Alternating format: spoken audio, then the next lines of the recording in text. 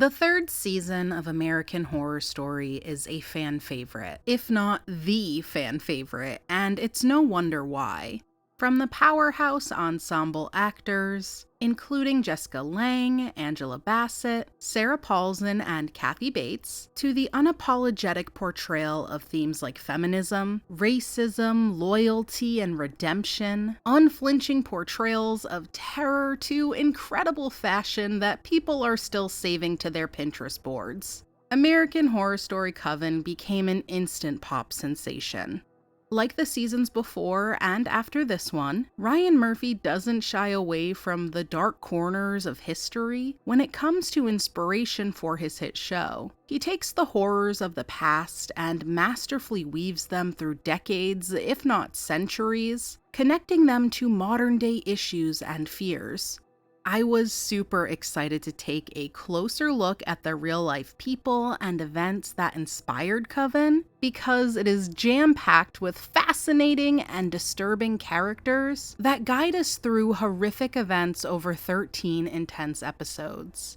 If you don't know, I have an entire series on the terrifying inspiration behind American Horror Story, and to clarify, these aren't deep dives on the show itself. The focus is on the events, people, folklore, etc. that inspire each season.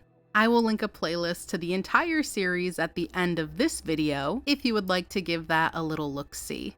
When I first started this video, the planning process, I had a very surface scratching outline, but the more I learned, the more I let myself parachute down the rabbit hole, as I do so very often. My warning to you, if you don't enjoy the deepest of dives, this might be a lot.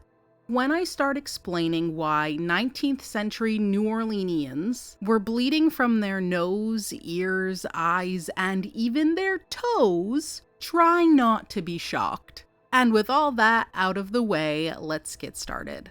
The third season of American Horror Story premiered on October 9th, 2013, and centers on the secretive and powerful world of witches in New Orleans, Louisiana. The story begins in the modern day, with young women displaying unusual powers being sent to Ms. Robichaux Academy for exceptional young ladies, a school dedicated to protecting and training witches. The academy is run by Cordelia Fox, the daughter of the Supreme Witch Fiona Good, and the Supreme Witch is the most powerful witch of her generation. However, at the start of this season, we see Fiona's health declining, a telltale sign that a new Supreme is set to rise. Unsurprisingly, this causes conflict revolving around the struggle for power within the Coven, and at the same time, the Coven has to deal with external threats as well. Miss Robichaux Academy for Exceptional Young Ladies was established by witches who escaped Salem during an incredibly dark time in American history. The Salem Witch Trials, a series of prosecutions in colonial Massachusetts during the late 17th century, serve as a crucial historical inspiration for Coven. This chapter in American history, characterized by fear, hysteria, and the tragic miscarriage of justice, sets the thematic foundation and narrative backdrop for the season. Just in case you did not have the Crucible shoved into your middle/high school curriculum, I'll break the Salem Witch Trials down. In 1692, a group of young girls in Salem Village, Massachusetts, began having bizarre fits and claimed they were possessed by the devil.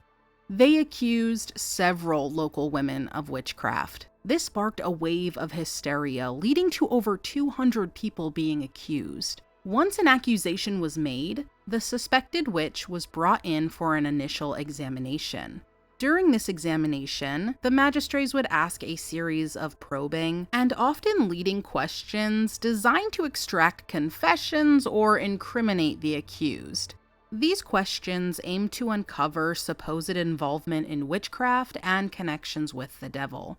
If the magistrates thought there was enough evidence, the accused were formally arrested and thrown in jail. And a 1692 jail was everything you'd imagine it to be. They were typically small structures that were dark and damp. The floor was usually dirt or rough wooden planks. They were extremely overcrowded. Mind you, most of the trials took place in the summer, but there was no sun or fresh air to speak of, and to emphasize that point, there were also no toilet facilities. Waste would accumulate everywhere, cooking in that intense summer heat, causing foul smells and, even worse, disease. Prisoners received no medical attention and minimal food and water, keeping them extremely weak. Unsurprisingly, 5 of the accused actually died in jail due to the horrific conditions. For those who survived their holding, the next step was the trial, and these trials were overseen by a special court called the Court of Oyer and Terminer.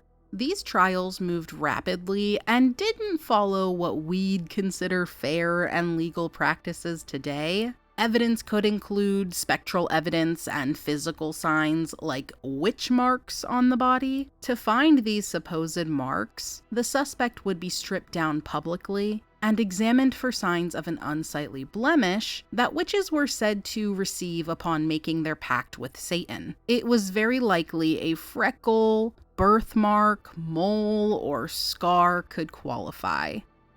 There were numerous tests conducted as evidence as well, including but not limited to swimming tests, where witches were dragged to the nearest body of water, then bound and tossed into the water. If the suspected witch sank, they were innocent. The logic behind this was witches were believed to have spurned the sacrament of baptism. Due to this, it was thought the water would reject their bodies and prevent them from submerging. Another fun one was the witch cake test. Witch hunters would take a sample of the victim's urine, mix it with rye meal and ashes, then bake it into a cake. This Michelin star dessert was then fed to a dog, who was thought to be a familiar or an animal helper of the witch. The goal of this, well, the hope was that it would put the pup under a spell, and it would bark up the name of a guilty sorceress or something like that. Aside from the obvious nastiness and batshit craziness, how about the hypocrisy? Wouldn't that make the chef a witch? Maybe I misread or misunderstood, or maybe it's truly just as ass backwards as it sounds. More stupidity incoming though, brace yourself. When it was time to claim your guilt or innocence, you were left with a tricky choice. If you confessed, you were usually spared from execution, because the Puritans believed that a confessed witch who repented should be allowed to redeem themselves. However, confessing often meant life in prison and a permanent stain on their reputation. Those who confessed were also expected to provide detailed accounts of their dealings with the devil and name other witches, which led to even more accusations and buffoonery. Those who maintained their innocence and were found guilty were typically sentenced to death by hanging. Executions were public events and were meant to serve as a deterrent. In total, 19 people were hanged, and 1 man was pressed to death with heavy stones because he actually refused to enter any plea. Coven uses the Salem witch trials as a historical reference point to explore and critique today's issues of paranoia, persecution, and the marginalization of women. The season takes a look at how the hysteria of the 17th century is similar to today's societal issues, like the way we vilify and marginalize people who are different. Coven also gets into the themes of female empowerment and solidarity, echoing the struggles of the women accused during the Salem witch trials.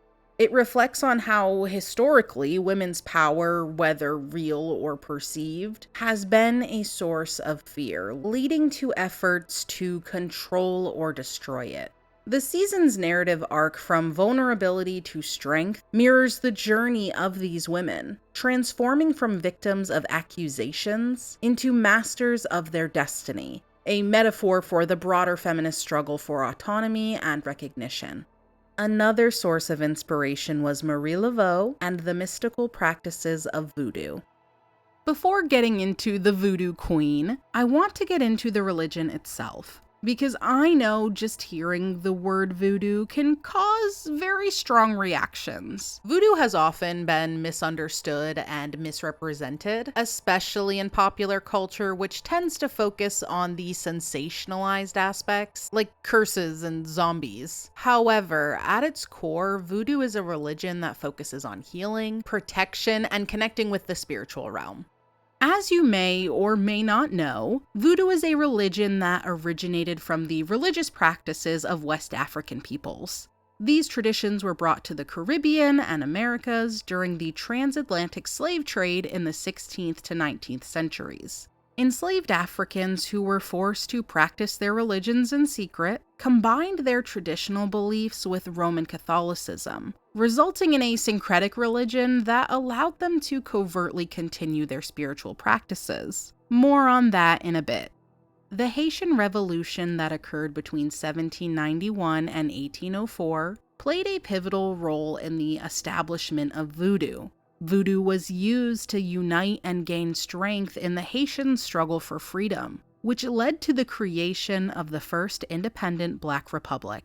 The revolution itself is often said to have been sparked by a major voodoo ceremony that was held in August 1791. This ceremony is considered a seminal event that galvanized the enslaved population to rise up against their oppressors. The Haitian Revolution led to an influx of Haitian immigrants in New Orleans. This meant free people of color brought their voodoo practices with them, so this period saw a significant increase in the practice. In New Orleans, voodoo evolved by integrating local traditions and the dominant Catholic religion. The core elements of voodoo, rituals, spirit worship, and ancestor veneration, remained central. However, holy water, candles, and Catholic prayers became common in voodoo ceremonies. Practitioners also began to incorporate Catholic saints into their pantheon, equating them with voodoo Loa. One huge example of this is Papa Legba, who is often associated with St. Peter. This association stems from St. Peter's role as the keeper of keys to heaven, which parallels Legba's role as the gatekeeper who opens the way to the spirit world. He is celebrated for his wisdom, ability to speak all human languages, and his role as a mediator between humans and the voodoo spirits. He's typically shown with a cane, wearing a straw hat, smoking a pipe, or accompanied by a small dog. In American Horror Story Coven, Papa Legba is reimagined within the show's fictional universe. His character enters the story when Marie Laveau seeks to maintain her immortality, and later, when Fiona Good aims to secure her own power and longevity.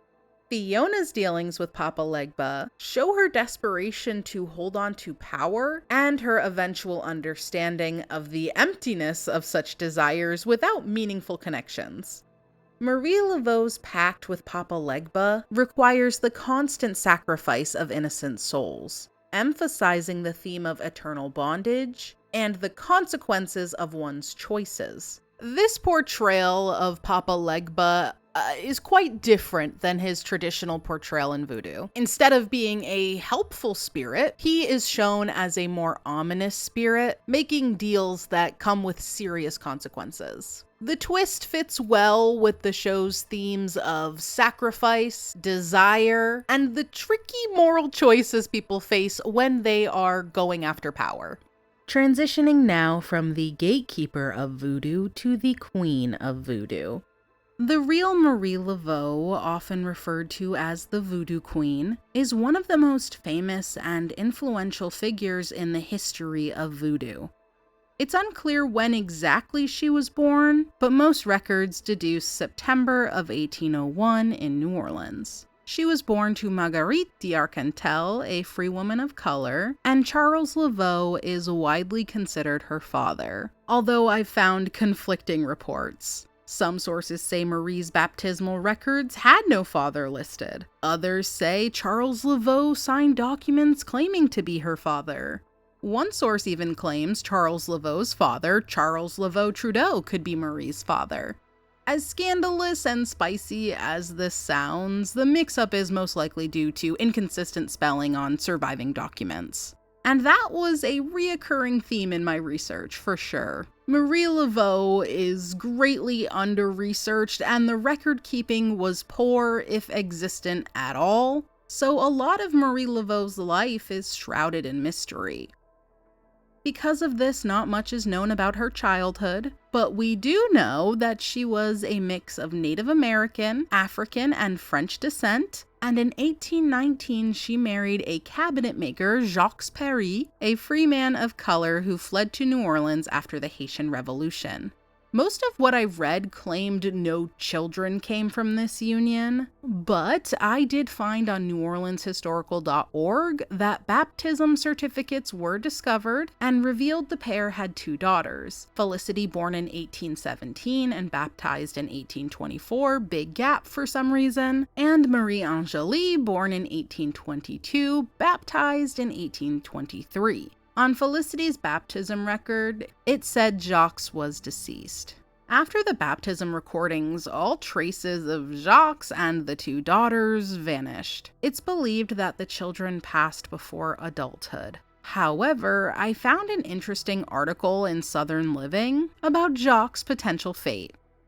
Kenetha Harrington, a LSU archaeology doctoral candidate, seemed to find a very promising lead about what could have happened to him. While researching this, Harrington expanded her search outside of New Orleans, and also looked out for records under the name Santiago Paris, an alternative version of Jacques' name.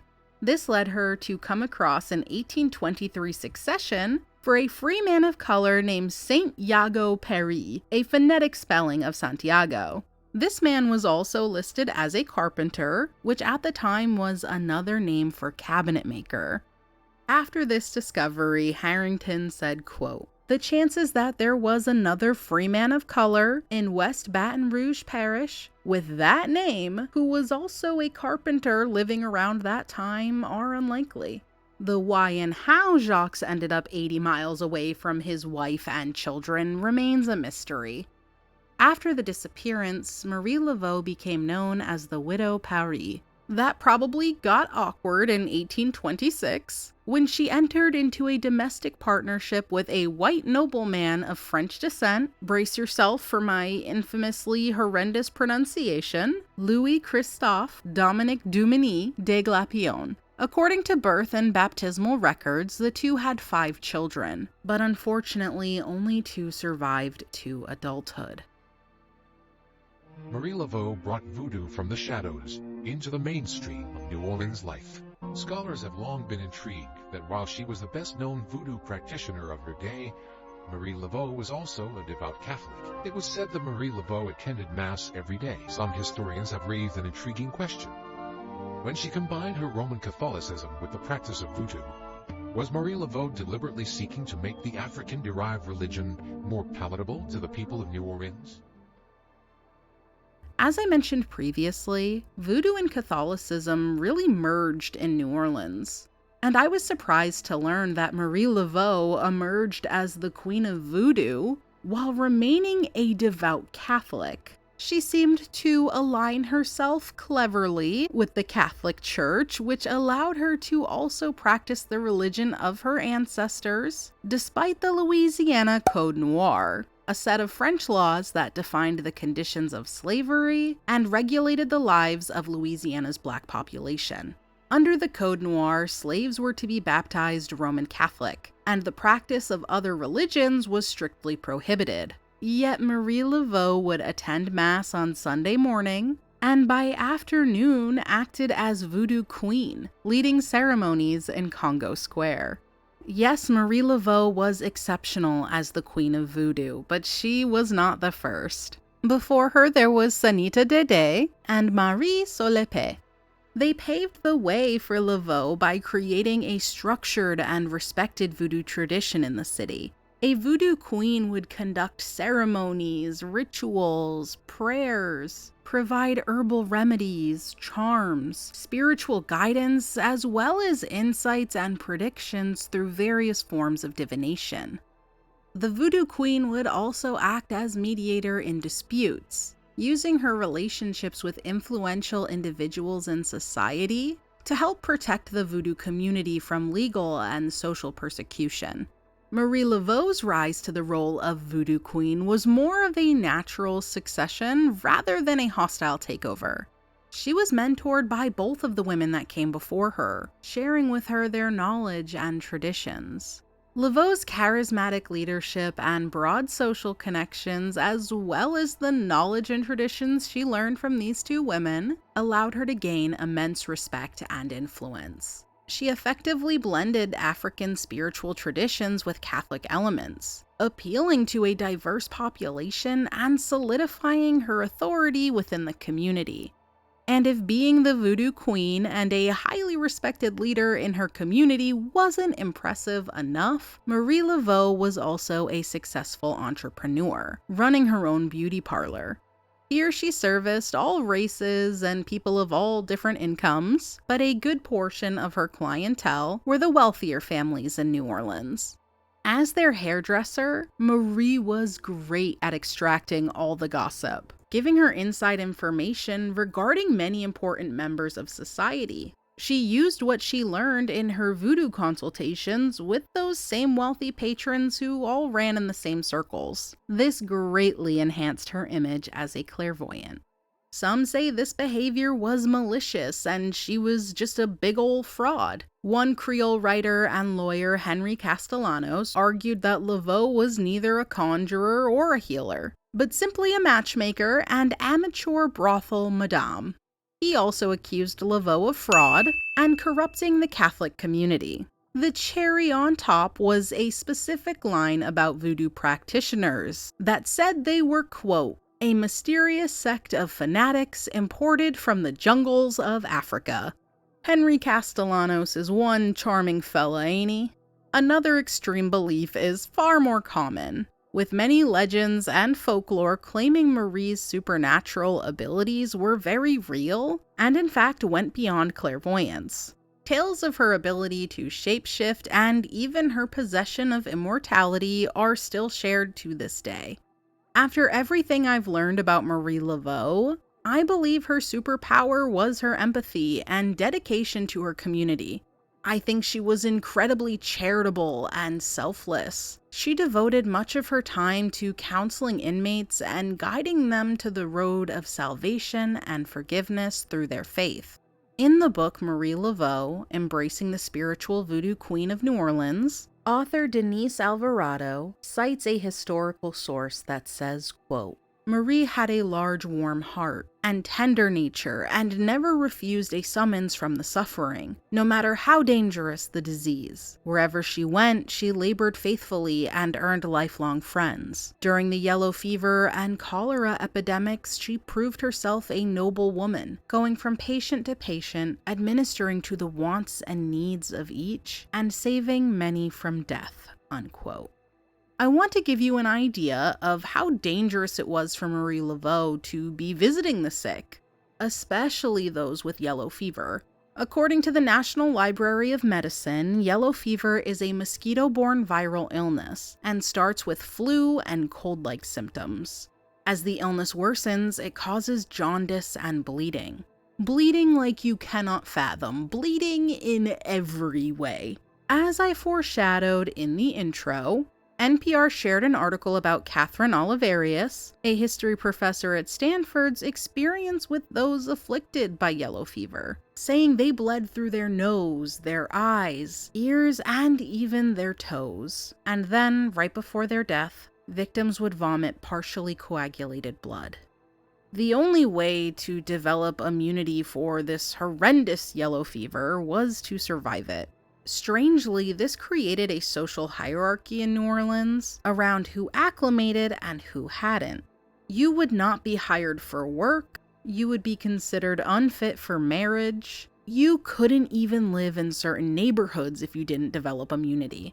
So not only was consorting with New Orleans, who had yellow fever, a serious health risk for Laveau, it should have also stained her reputation. But it seems as though hers was impossible to taint. For some, it was Marie's hospitable nature that garnered her so much admiration and respect. For others, it was her skill as the Queen of Voodoo. Most, I would imagine, were enamored by her ability to do both. However, I am aware that there is the idea that she was manipulative and a bit shady, and although it's not my belief personally, I do understand how one could come to that conclusion. Some of the ceremonies Laveau held were in Congo Square. These public ceremonies were extremely exaggerated. Think of like the stereotypical image of a voodoo ceremony. Apparently, this was to, the excerpt I read used the word trick the white onlookers. I think the word troll may be more appropriate, but who knows? Perhaps it was a form of marketing, using exaggerated methods to gain interest from a certain demographic. There's really no way of knowing for certain, but there was a crowd that was drawn to that sort of mysticism. As I mentioned earlier, Laveau used gossip and insider information with her wealthier clients at the salon to solidify her image as a clairvoyant. Now, of course, this can also be seen as manipulative, but could also be seen as a very theatrical way to give the women practical advice that they may not have taken without that dramatic form of delivery. Women came to her with issues of infidelity, infertility, bad luck, financial issues, you name it, they were bringing it to Marie Laveau. Marie would provide her advice through divination, and would also provide them with other remedies, like gree-gree, for example, which are good luck charms that protect the wearer from evil. The over-the-top ceremonies in Congo Square were certainly not Laveau's only ceremonies. The true spiritual rituals were held in private, in places like her home or backyard, as well as Lake Pontchartrain. The latter was where her big ceremonies would take place among those initiated in the religion. In the essay Where Myth Meets History, Discursive Haunting and the Resurrection of Marie Laveau in Coven, the author Rita Mukherjee makes an incredible point about how it's important to take the mythology surrounding Marie Laveau with a grain of salt without writing Laveau's existence off completely. Saying, quote, "The Laveau legend must not be discarded, but refined and elevated, such that it reads as an integral part of her story and Creole women's history. Coven and the various works of literature that have emerged are not efforts to martyr, fetishize, or defame Laveau, but rather to revive her story and resurrect her in different contexts." Her depiction in the series, though obviously dramatized, brings attention to voodoo as a religion and cultural phenomenon, showcasing its African roots, traditions, and the community it fostered among the enslaved and oppressed populations in New Orleans. Marie Laveau's practice of voodoo in New Orleans was marked by its positive impact. She was renowned for her leadership and healing practices in the community, providing help to people of all races. Her legacy endures in the city's culture and folklore, where she is celebrated as a symbol of mystical power and spiritual guidance. Everything you got from us. Tituba, voodoo slave girl who graced us with her black magic. She couldn't tell a love potion from a recipe for chocolate chip cookies if she had to read it. You made her a slave. Before that, she came from a great tribe, the Arawak. She learned the secrets of the other side from a 2,000-year-old line of shamans, necromancy. She gave it to your girls of Salem. A gift repaid with betrayal. Please. You want to tell me that some illiterate voodoo slave girl gave me my crown? But maybe you haven't heard the news about civilization starting in Africa. We more than just pins and dolls and seeing the future in chicken pots. You've been reading too many tourist guides. The dynamic between the witches descended from the Salem witch trials and those practicing voodoo reflects historical and contemporary racial divides, yet also hints at the potential for unity and shared struggle against common adversaries. We now take a darker turn to the 19th century and Madame Delphine LaLaurie, a New Orleans socialite infamous for her cruelty. If you have experienced even the opening scene of Coven, that's an understatement. Quite the understatement. Saying it's an understatement is an understatement. Born in 1787 to a wealthy family, Delphine married 3 times, her third husband being Dr. Leonard Louis Nicolas LaLaurie. The couple resided at 1140 Royale Street in a mansion that became the center of horrifying revelations in 1834. The LaLauries were known for their lavish parties and prominent social standing. However, rumors of mistreatment of their slaves began to circulate. These rumors were tragically confirmed on April 10, 1834, when a fire broke out in the LaLaurie mansion. As neighbors and authorities rushed to help, they discovered the gruesome truth. Several enslaved people were found locked in an attic, showing signs of severe abuse and neglect. According to contemporary reports, the victims were emaciated, scarred, and shackled, with some reportedly having undergone grotesque surgical experiments. The specific details are largely derived from accounts recorded at the time of the fire and subsequent investigations. These descriptions were and are incredibly brutal. Some of the enslaved individuals were subjected to severe disfigurement. Limbs were said to be broken and reset at odd angles, suggesting deliberate mutilation. One of the more disturbing accounts involved a woman with her bones broken and reset in such a way that she resembled a human crab. Other victims were found with their skin flayed and/or with deep lacerations. Several were found chained in restrictive positions. One had been immobilized so long that they had grown into the metal restrictions. It's alleged that Delphine LaLaurie was the one who inflicted these tortures, sometimes with the assistance of her husband. The community was disturbed, shocked, and outraged. Eventually, an angry mob descended on the mansion, destroying much of the property. The LaLauries fled the city. Delphine most likely escaped to Paris, where she stayed until her death. In Coven, Madame Delphine LaLaurie is reimagined and brought to life as a central character, whose story intertwines with those of the witches. Her character represents the dark side of American history, specifically the brutal realities of slavery and racial injustice. Her presence in the show allows for an exploration of themes such as guilt, redemption, and the possibility or impossibility of atonement for past atrocities. Another dark and violent source of inspiration for this season was the Axeman of New Orleans. The Axeman was a real-life serial killer who terrorized the city between 1918 and 1919. His identity remains unknown to this day, but he was infamous for his brutal attacks on residents using an axe or a straight razor as his weapon of choice. What made the Axeman stand out was a letter he allegedly sent to newspapers in March of 1919, claiming to be a demon from hell and announcing that he would spare anyone playing jazz music in their homes on a particular night. This strange demand led to an evening where jazz music filled the air in New Orleans, showcasing the fear he had instilled in the city's residents. In Coven, the Axeman is reimagined as a ghostly figure with a complex relationship to the witches of the Coven.